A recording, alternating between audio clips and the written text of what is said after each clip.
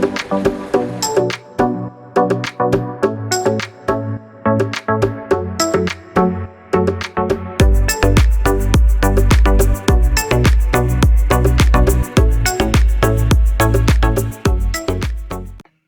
Dears, welcome back. ഇന്നൊരു നാടൻ റെസിപ്പിയാണ്. നല്ല ടേസ്റ്റി ആയിട്ടുള്ള ഒരു കപ്പപ്പുഴുക്കാണ്. ഇതെൻ്റെ മദർ ഇൻ ലോ, ഹസ്ബൻഡിൻ്റെ അമ്മയുടെ റെസിപ്പിയാണ്. കുറച്ച് ഡിഫറെൻ്റ് ആയിട്ടുള്ളൊരു രീതിയിലാണ് ഈ കപ്പപ്പുഴുക്ക് ഉണ്ടാക്കുന്നത്. അപ്പോൾ ഞാൻ ദേ ഒരു 1/2 കിലോ കപ്പ കുറച്ച് വലിയ കഷ്ണങ്ങളായിട്ട് മുറിച്ചിട്ട് നന്നായിട്ട് കഴുകി എടുത്തിട്ടുണ്ട്. കപ്പ ചെറിയ കഷ്ണങ്ങളാക്കരുത്, ഇതുപോലെ കുറച്ച് വലിയ പീസുകളായിട്ട് തന്നെ കട്ട് ചെയ്യാനായിട്ട് നോക്കുക. ഇതിനകത്തേക്ക് ആവശ്യത്തിനുള്ള വെള്ളം ഒഴിച്ചിട്ട് വേവിച്ചെടുക്കാം.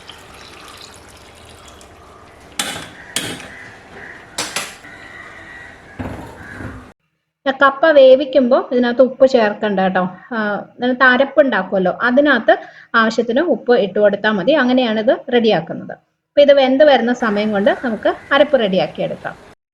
1/2 കിലോ കപ്പയ്ക്ക് ഏകദേശം ഒരു 1/4 കപ്പ് തേങ്ങ, അതാണ് അളവ് കേട്ടോ. അതായത് ഒരു അരമുറി തേങ്ങയുടെ ഒരു പകുതിയോളം, അതാണ് അളവ്.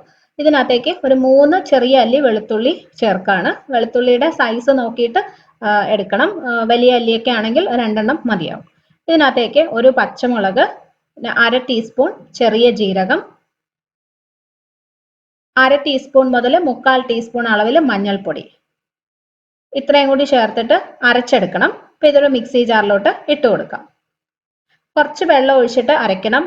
ഒരുപാട് അരഞ്ഞു പോകരുത്, എന്നാൽ ഒത്തിരി തരിയും ഉണ്ടാവരുത്. അതിൻ്റെ ആ ഒരു പരുവത്തിൽ അരച്ചെടുക്കുക.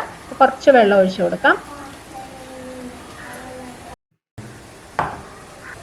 അരപ്പിൻ്റെ പരുവം ഇതാണ് കേട്ടോ. ഒരുപാട് അരഞ്ഞിട്ടില്ല, എന്നാൽ ഒത്തിരി തരിയുമില്ല.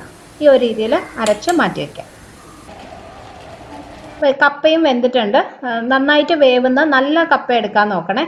ചിലതൊക്കെ നമ്മൾ വേവിച്ച് കഴിഞ്ഞാലും ഇങ്ങനെ കല്ലിച്ച് കിടക്കൂലേ, അങ്ങനത്തെ കപ്പയാണെങ്കിൽ അത്ര ടേസ്റ്റ് ഉണ്ടാവില്ല. അപ്പോൾ ഇത് ഏതായാലും റെഡി ആയിട്ടുണ്ട്. നമുക്ക് വെള്ളം ഊറ്റി മാറ്റി വയ്ക്കാം. ഇനി ഒരു പാത്രത്തിൽ കുറച്ച് എണ്ണ ഒഴിക്കാം.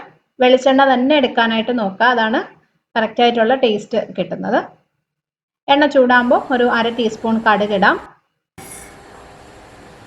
കടുക് പൊട്ടുന്നുണ്ട്. നമ്മൾ അരച്ചു വെച്ച അരപ്പ് ഇതിനകത്തേക്ക് ഇട്ട് കൊടുക്കാം.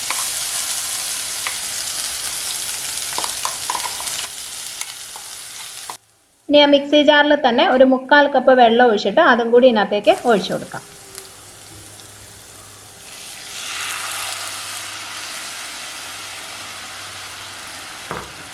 ഈ അരപ്പിൽ ആവശ്യത്തിനുള്ള ഉപ്പിട്ട് കൊടുക്കാം. കപ്പ വേവിച്ചപ്പോൾ ഉപ്പ് ചേർത്തിട്ടില്ല. അപ്പോൾ ഈ അരപ്പിലാണ്, ഞാൻ ആദ്യം പറഞ്ഞല്ലോ, അരപ്പിലാണ് ഉപ്പിടുന്നത്. അപ്പോൾ കപ്പയ്ക്കും കൂടെ പാകത്തിന് നോക്കി ഇട്ട് കൊടുക്കാം. സാധാരണ നമ്മൾ കപ്പപ്പുഴുക്ക് ഉണ്ടാക്കുമ്പം അരപ്പ് റെഡിയാക്കി അത് നേരെ വേവിച്ച് വെച്ചിരിക്കുന്ന കപ്പയിലിട്ട് മിക്സ് ചെയ്തെടുക്കുകയല്ലേ ചെയ്യുന്നത്. പക്ഷേ ഞാൻ പറഞ്ഞില്ലേ, ഇതെൻ്റെ മദർ ഇൻ ലോയുടെ റെസിപ്പിയാണ്. അമ്മ ഉണ്ടാക്കുമ്പോൾ ഇതുപോലെ കടുക് പൊട്ടിച്ച് ഈ അരപ്പ് നന്നായിട്ടൊന്ന് വേവിച്ചിട്ടാണ് കപ്പയിലോട്ട് ചേർക്കുന്നത്. അപ്പോൾ അതിൻ്റെ ആ ഒരു പച്ച ചുവയൊക്കെ മാറിയിട്ടുണ്ടാവും. അപ്പോൾ ഇത് ഫുള്ളായിട്ട് വറ്റി വീണ്ടും നല്ല ഡ്രൈ ആയിട്ട് വരണം. നമ്മൾ ചേർത്ത 1/4 കപ്പ് വെള്ളവും നല്ലപോലെ വറ്റണം. അപ്പോൾ ആ ജീരകത്തിൻ്റെയും വെളുത്തുള്ളിയുടെ ഒക്കെ ആ ഒരു പച്ച ചുവയൊക്കെ മാറി ഈ അരപ്പിന് കുറച്ചും കൂടി നല്ലൊരു ടേസ്റ്റ് ആയിരിക്കും. അതാണ് പിന്നെ നമ്മൾ ഈ കപ്പയിലോട്ട് ചേർത്ത് കൊടുക്കുന്നത്. ഇപ്പം കണ്ടോ, വെള്ളം ഫുള്ള് വറ്റിയതുപോലെ ഡ്രൈ ആയിട്ടുണ്ട്. ഇങ്ങനെയാണ് വേണ്ടത് കേട്ടോ. ഇപ്പം ഇതിനെ ഒന്ന് ടേസ്റ്റ് ചെയ്ത് നോക്കിയാൽ തന്നെ മനസ്സിലാവും, ആ പച്ച ചുവയൊക്കെ മാറിയിട്ടുണ്ടാവും. ഒരുപാട് തീ കൂട്ടിയിട്ട് ഇത് വറ്റിച്ചെടുക്കരുത്. എപ്പോഴും ഒരു ലോ ടു മീഡിയം ഫ്ലെയിമിൽ ഇട്ടിട്ട് പതുക്കെ വറ്റിച്ചെടുക്കുക. ഒരു 2-3 മിനിറ്റ് കൊണ്ട് ഇതുപോലെ വറ്റിക്കിട്ടും. അപ്പോൾ ഈ അരപ്പ് നമുക്ക് കപ്പയിലോട്ട് ചേർത്ത് കൊടുക്കാം. നല്ല പോലെ ഉടച്ച് മിക്സ് ചെയ്തെടുക്കാം. ഞാൻ ആദ്യം പറഞ്ഞ പോലെ നന്നായിട്ട് വേവുന്ന നല്ല കപ്പ തന്നെ എടുക്കാനായിട്ട് നോക്കുക, എന്നാലേ അതിൻ്റെ ഒരു ടേസ്റ്റ് ഉണ്ടാവുള്ളൂ. അപ്പോൾ ഇതേ കപ്പ് ഞാൻ പാകത്തിന് ഉടച്ചെടുത്തിട്ടുണ്ട്.